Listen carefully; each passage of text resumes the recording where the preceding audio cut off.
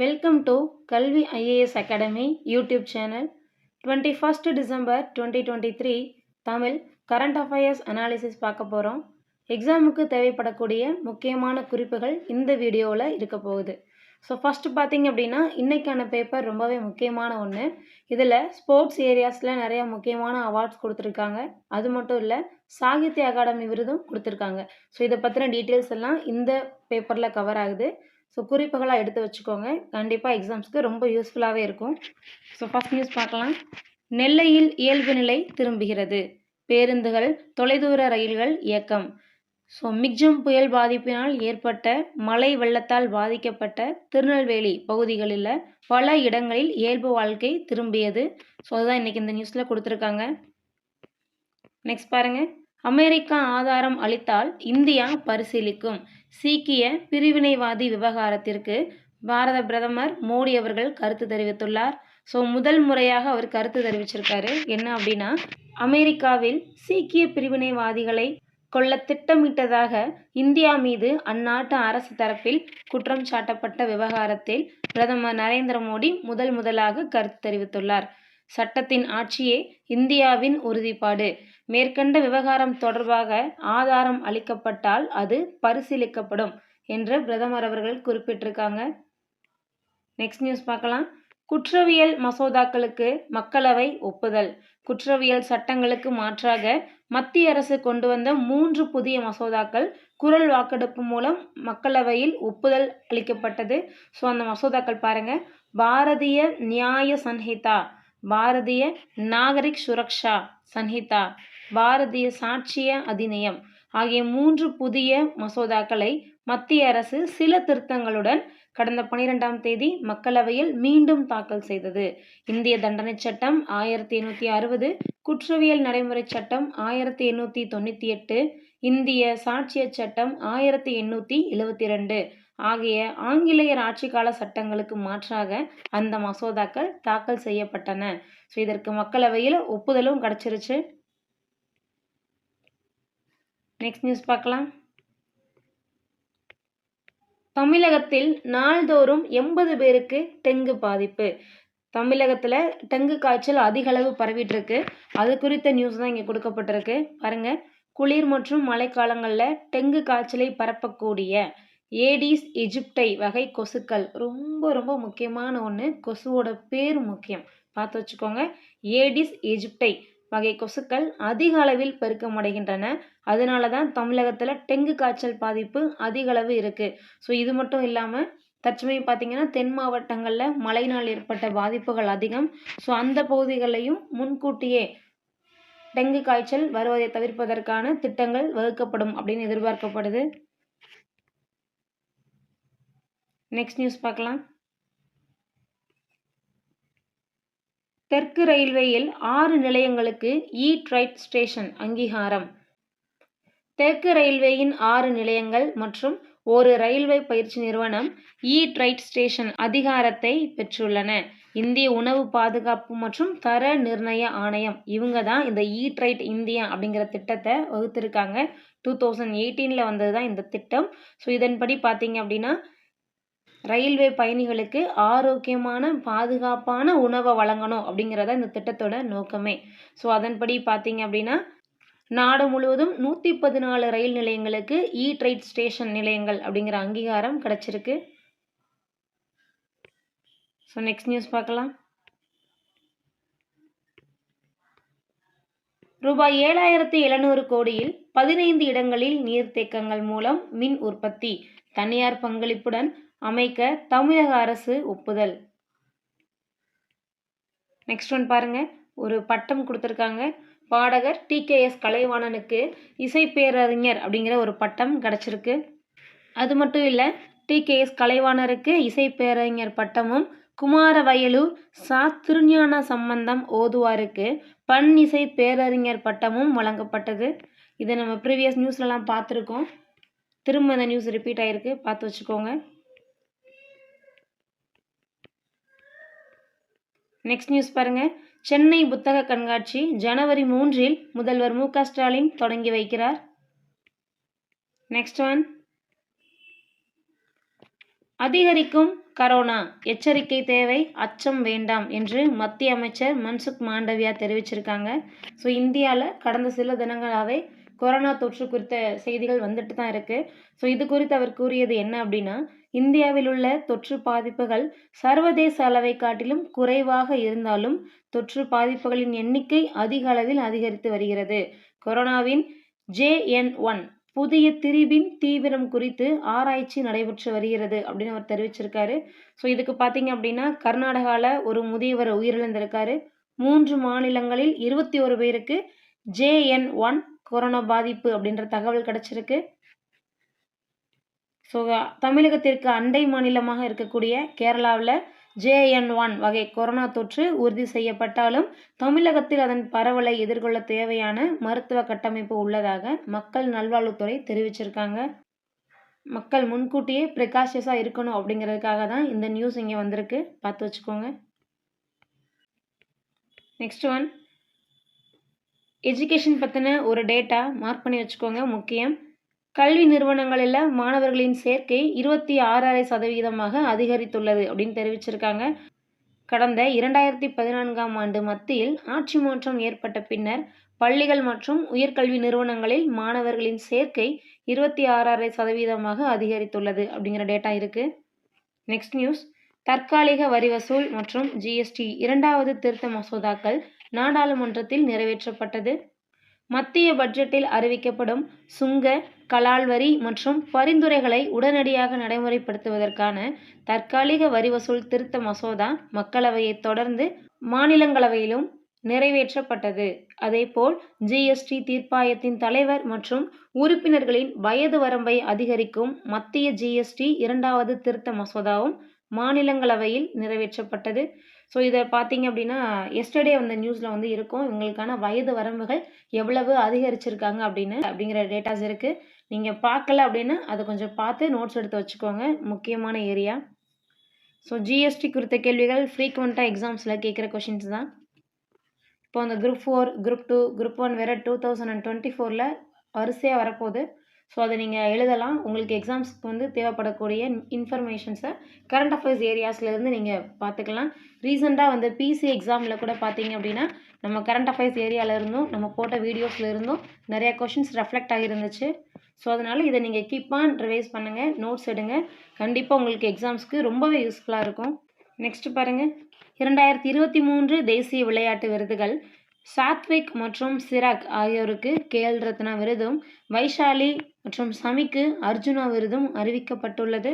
So விருதுகள் குறித்த informations இருக்குது, ரொம்ப ரொம்ப முக்கியமான ஒரு ஏரியா. ஸோ கண்டிப்பாக இந்த ஏரியாவிலேருந்து கொஷின்ஸ் வரலாம், பார்த்து வச்சுக்கோங்க.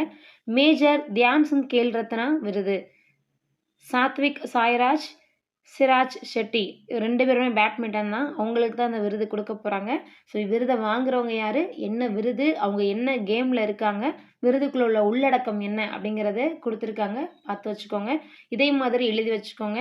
இதை நீங்கள் நோட்ஸாக எழுதும்போது பாக்ஸ் மாதிரி போட்டு எழுதி வச்சுக்கிட்டீங்க அப்படின்னா கொஞ்சம் ரிவைஸ் பண்ண யூஸ்ஃபுல்லாகவே இருக்கும். ஸோ பாருங்கள், உள்ளடக்கம் என்னென்ன உள்ளடக்கம் இருக்கும் இந்த மேஜர் தயான்சந்த் கேல் ரத்னா விருதில் அப்படின்னா, பதக்கம் இருக்கும், சான்றிதழ் இருக்கும், ரூபாய் 25 லட்சம் ரொக்கப்பரிசு இருக்கும். அதே மாதிரி பார்த்தீங்கன்னா துரோணாச்சாரியா விருது கொடுக்க போகிறாங்க. துரோணாச்சாரியா விருது யார் யாருக்கு அப்படின்னா, லலித்குமார் மல்யுத்தம், RP ரமேஷ் செஸ், மகாவீர் பிரசாந்த் சைனி பாரா தடகளம், ஹிவேந்திர சிங் ஹாக்கி, கணேஷ் பிரபாகர் மல்லர் கம்பம். ஸோ இந்த விளையாட்டுகளுக்காக இவங்களுக்கு கொடுக்க போகிறாங்க.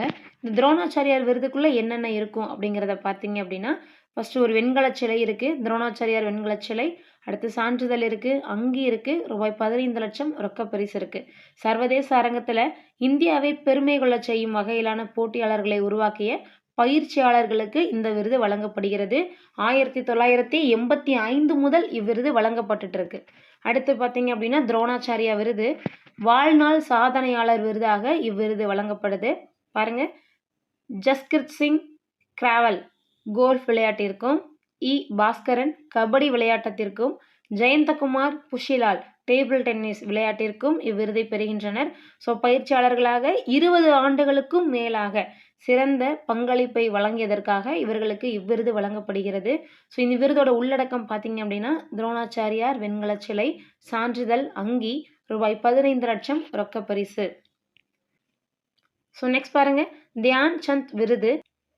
தியான் சந்த் விருது அப்படிங்கிறது வாழ்நாள் சாதனையாளர் விருது.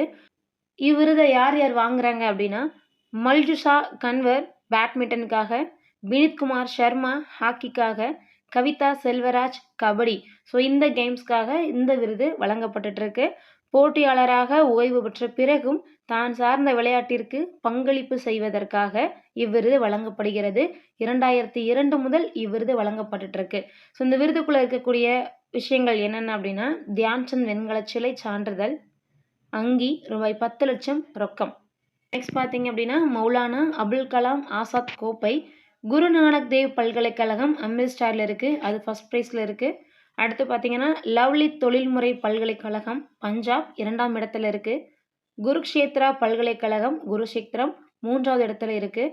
பல்கலைக்கழகங்களுக்கு இடையேயான போட்டிகளில் சிறப்பிடம் பெற்றதற்காக இக்கோப்பை வழங்கப்படுகிறது. 1956 முதல் இக்கோப்பை வழங்கப்பட்டு இருக்கு. முதலிடம் பிடிக்கும் பல்கலைக்கழகத்திற்கு ரூபாய் 15 லட்சம் ரொக்கம். ஸோ அப்படி பார்த்தீங்கன்னா, குருநானக் தேவ் பல்கலைக்கழகம் அமிர்தசரஸில் இருக்கு இல்லையா, ஸோ அதுக்கு 15 லட்சம் ரூபாய் ரொக்க பரிசு கொடுப்பாங்க.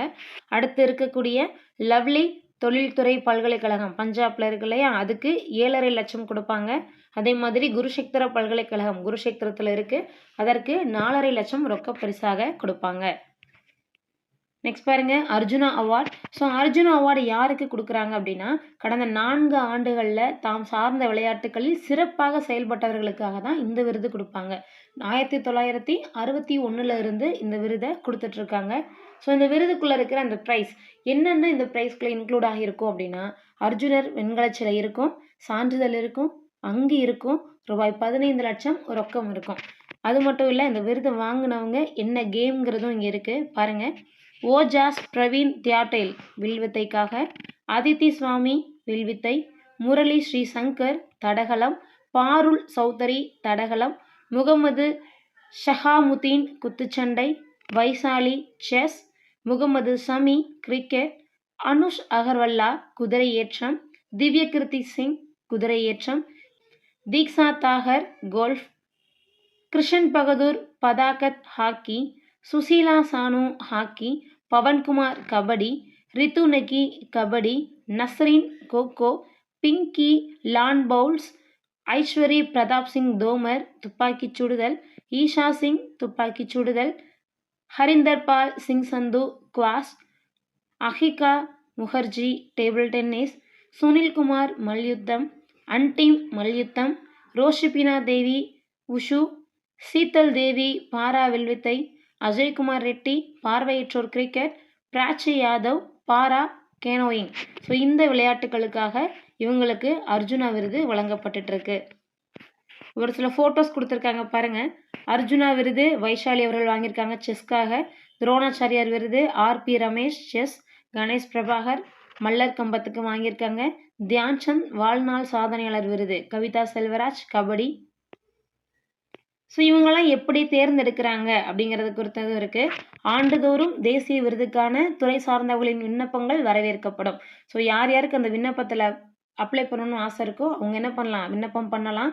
அது மட்டும் கிடையாது, அந்த விண்ணப்பங்களை பரிசீலனை செய்யும் மத்திய அரசு குழு இருக்குது. அதிலிருந்து அந்த பரிந்துரை பட்டியலை மத்திய அரசுக்கு அனுப்புவாங்க. அந்த குழு விளையாட்டுத்துறையில் பிரபலங்கள், துறைசார் ஊடகவியலாளர்கள், நிர்வாகிகள் இவங்க எல்லாமே அந்த குழுவில் இருப்பாங்க. பின்னர் அந்த பரிந்துரையின் அடிப்படையில் மத்திய அரசு விருதுகளை அறிவிப்பாங்க. நடப்பு ஆண்டுக்கான விண்ணப்பங்களை உச்சநீதிமன்ற முன்னாள் நீதிபதி ஏஎம் கான்வில்கர் தலைமையிலான தேர்வுக்குழு பரிசீலித்து பரிந்துரைகளை வழங்கியது.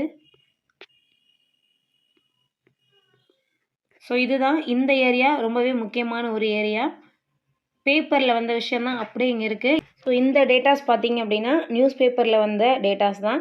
இதை நீங்கள் அப்படியே ஞாபகம் வச்சுக்கோங்க. நான் சொன்ன மாதிரி டேபிளர் காலமாக போட்டு அதை எழுதி வச்சுட்டு ரிவைஸ் பண்ணுங்கள். குரூப் 4, குரூப் 2, குரூப் 1 அப்படின்னு வரப்போகிற ஒவ்வொரு எக்ஸாம்ஸ்க்கும் இது ரொம்பவே யூஸ்ஃபுல்லாக தான் இருக்கும். மார்க் பண்ணி வச்சுக்கோங்க. Keep on revise it. திரும்ப திரும்ப ரிவைஸ் பண்ணுங்கள். டெஃபினட்டாக மறக்காமல் இருக்கும். ஃபஸ்ட் டைம் பார்க்கும்போது ஒரு மாதிரி நிறையா இருக்கிற மாதிரி தெரியும். ஆனால் இதில் இருக்கிற எல்லா டேட்டாஸுமே ரொம்ப முக்கியமானது தான். விருது யாருக்காக, எதற்காக, விருதுகளுக்குள்ளே அடங்கி இருக்கிற பொருள்கள் என்ன, இந்த விருதுகளை தேர்ந்தெடுத்து பரிசீலனை பண்ண குழுவோட பெயர் என்ன, each and every thing very very important for your examination. Next news பார்க்கலாம். சென்னை கிராண்ட் மாஸ்டர்ஸ் செஸ் முன்னிலையில் குகேஷ். அடுத்து பாருங்கள், அப்பாச்சி ஹெலிகாப்டருக்கு 250வது உடல் பாகத்தை தயாரித்து வழங்கிய டாடா நிறுவனம். நெக்ஸ்ட் ஒன், தெலுங்கானா நெசவாளர்களுடன் குடியரசுத் தலைவர் கலந்துரையாடல். போச்சம்பள்ளி கிராமத்தில் நெய்யப்படும் சேலைகள் மிகவும் பிரபலமானவை. அவற்றிற்கு கடந்த 2004 புவிசார் குறியீடு வழங்கப்பட்டது.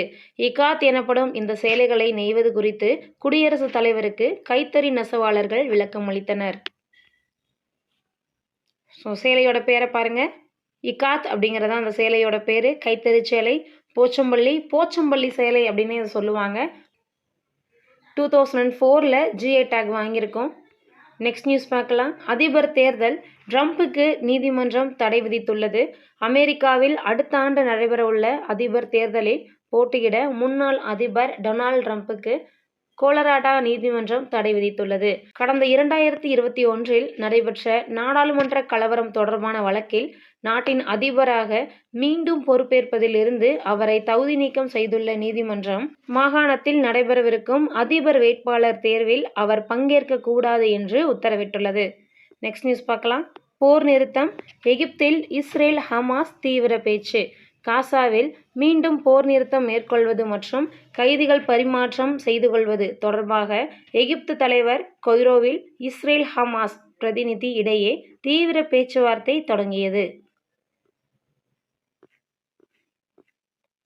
நெக்ஸ்ட் நியூஸ் பாருங்கள், இதுவும் ரொம்பவே ஒரு முக்கியமான ஒரு ஏரியா, எக்ஸாம்ஸ்க்கு தேவைப்படலாம். சாகித்ய அகாடமி விருதுகள் அறிவிப்பு. தமிழ் மொழி பிரிவில் தேவி பாரதி தேர்வு செய்யப்பட்டுள்ளார்.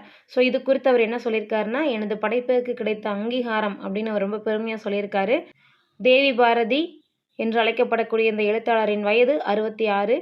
ஸோ இது குறித்து மேலும் நியூஸ் பாருங்கள். தமிழ் மொழி பிரிவில் நீர்வழி படுவும் எனும் நாவலுக்காக, நாவலோட பேர் ரொம்ப முக்கியம், நீர்வழி படுவும் எனும் நாவலுக்காக திருப்பூர் மாவட்டத்தைச் சேர்ந்த எழுத்தாளர் ராஜசேகரனுக்கு, ஸோ தேவி பாரதி அப்படிங்கிறது அவருடைய புனைப்பெயர், அவருடைய உண்மையான பெயர் ராஜசேகரன்.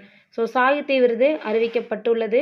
இந்த நீர்வழி படுவும் நாவலானது குடிநாவிதர்களின் மூதாதையர்கள் வாழ்க்கை முறையை எடுத்துரைப்பதாகும். இலக்கிய உலகின் உயரிய விருதாக சாகித்ய அகாடமி விருது கருதப்படுகிறது. ஸோ இந்தியாவில் அங்கீகரிக்கப்பட்ட 24 மொழிகளில் வெளியாகும் இந்த சிறந்த இலக்கிய படைப்புகளுக்கு இந்த விருது ஆண்டுதோறும் அளிக்கப்பட்டு வருகிறது. அதன்படி நிகழாண்டான 2023க்கான விருதுகள் அறிவிக்கப்பட்டன. ஸோ அந்த விருது யாருக்கு கிடச்சிருக்கு அப்படின்னா ராஜசேகரன் என்ற தேவி பாரதிக்கு கிடைத்துள்ளது. பார்த்து வச்சுக்கோங்க. நீர்வழி படுவும், அதான் அந்த நாவல்.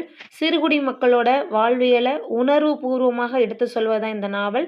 இவரது நிழலின் தனிமை, நட்ராஜ் மகாராஜ் ஆகிய நாவல்கள் ஆங்கிலத்திலும் வெளிவர உள்ளன. ஸோ இது மட்டும் இல்லை, சிறுகுடி அப்படிங்கிற இந்த ஊர் பெயரை பார்த்தீங்கன்னா குறிஞ்சி நிலத்திற்கு உரிய பெயர் தான் இந்த சிறுகுடிங்கிற பெயர். இதுவும் நீங்கள் பார்க்கலாம். 10th ஸ்டாண்டர்ட் புக்கு இலக்கணம் சார்ந்த விஷயங்களில் இருக்கும் இது. ஸோ குறிஞ்சி திணைக்குரிய நிலம் அப்படின்னா சிறுகுடி அப்படிங்கிற பெயர் இருக்கும். அது கூடுதல் தகவலாக ஞாபகம் வச்சுக்கோங்க. ஸோ இதோட இன்னைக்கான கரண்ட் அஃபேர்ஸ் முடிஞ்சிடுச்சு. தேங்க்யூ அண்ட் தேங்க்ஸ் ஃபார் வாட்சிங்.